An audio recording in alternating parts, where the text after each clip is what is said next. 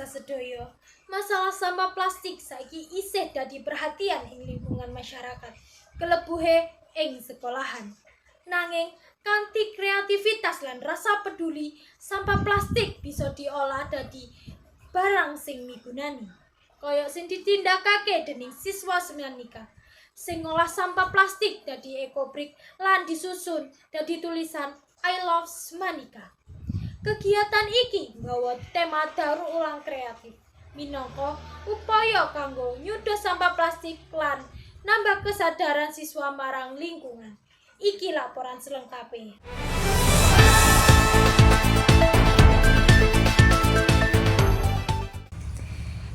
Instalasi ekobrik iki dadi salah sijine ikon anyar ing lingkungan Semanika. Tulisan I love Semanika iki digawe saka atusan botol plastik bekas sing diisi sampah plastik non-organik.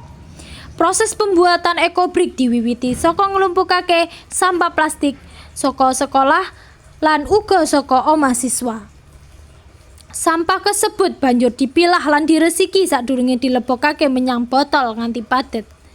Sakwise ekobrik rampung, botol-botol kasebut disusun kanthi kreatif nganti dadi tulisan sing apik lan duweni nilai edukasi. Karya iki ora mung kanggo hiasan sekolah, nanging uga dadi pangeling supaya warga sekolah luwih peduli marang pengolahan sampah plastik. Lumantar kegiatan iki, siswa uga diajak sinau, kerja bareng, disiplin lan kreatif kanggo ngrampungake masalah lingkungan kanthi cara sederhana. Aku saiki ana ing lingkungan Semanika. Pamirsa, ing mburiku iki katon instalasi ekobrik sing disusun dadi tulisan I love Semanika. Melibatake kreativitas lan kerja bareng para siswa. Kegiatan iki dadi bagian penting saka program peduli lingkungan sekolah sing melu ngelibatake siswa saka proses awal nganti pungkasan. Wiwit nglumpukake sampah plastik nganti nyusun ekobrik dadi karya.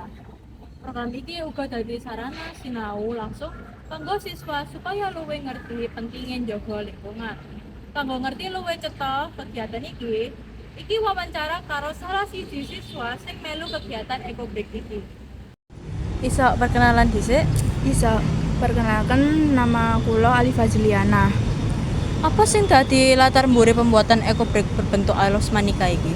Kegiatan iki diwiwiti saka akeh sampah ing sekolah. Mula kene kepikiran gawe ngumpulno barang plastik ing sekolah dadi ekobrik. Nah, daripada kene gua mending kene dadino karya. Oke, lanjutnya kepiye proses pembuatan ekobrik iki? Sing pertama kene ngumpulno botol bekas lan diresiki. Mari ngono, kene ngisi botol iku nggawe sampah non organik.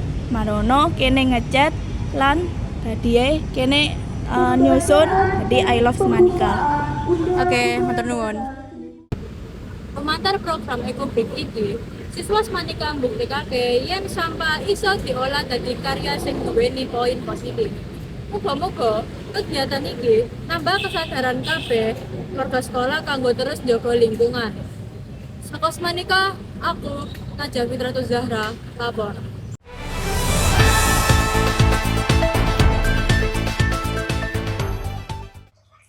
Mengkono laporan babagan kegiatan daur ulang kreatif ekobrik berbentuk I love Semanika.